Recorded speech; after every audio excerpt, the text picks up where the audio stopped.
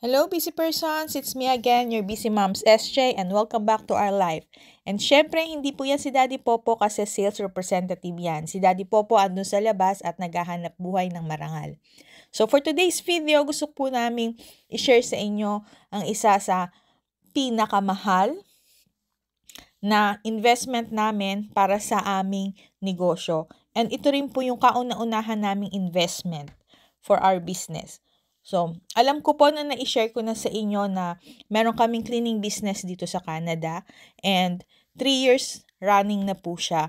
So, dumating kami dito sa Canada 2019. 2020, nag-start kaming mag-accept ng paisa-isang cleaning. Naglilinis kami ng mga bahay. But then, 2021, in-start na po namin na ipa-register at kumuha ng permit for the cleaning business.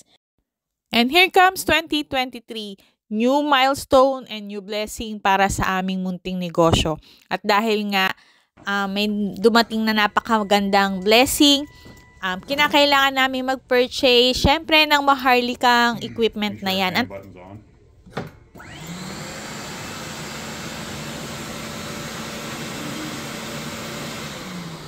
Okay, so now our brush is on, our fan's on. Now we're ready to clean now. So if you want to give her a try, it's on slow. It's going to be really slow, so just take your time. Tawag po dyan na scrubber. At dahil nga maharlika siya, kinakailangan naming magpa-turo or magpa-demo kay kuya na kung paano siya gamitin at kung paano siya alagaang mabuti. Dahil nga medyo may pagkamaharlika siya, ayaw naming ma-void ang kanyang warranty. So, ayan. Ang totoo niyan, last week pa yan na-deliver. Hinintay talaga namin si kuya kasi ayokong masira namin ng machine na yan dahil may pagkamaharlika nga, kinakailangan maituro muna sa amin at kinakailangan siya yung magbubukas. Bawal pakialaman.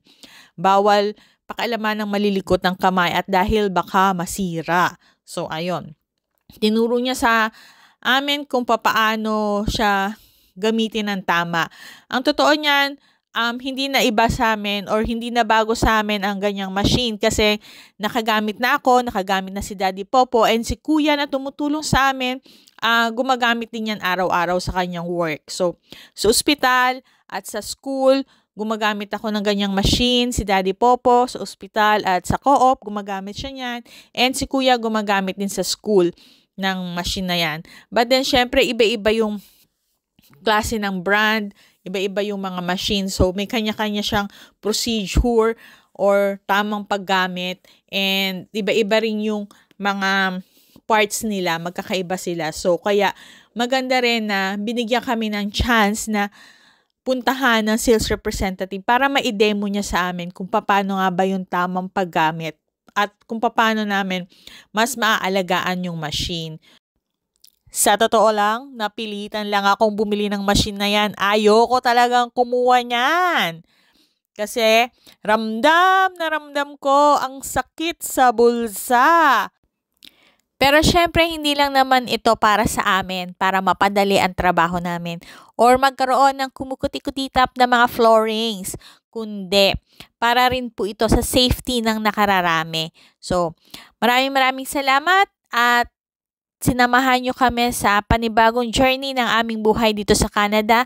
And again, this is your busy moms, SJ, and don't forget to hit the like button, share, and subscribe. Maraming salamat. See ya. Bye.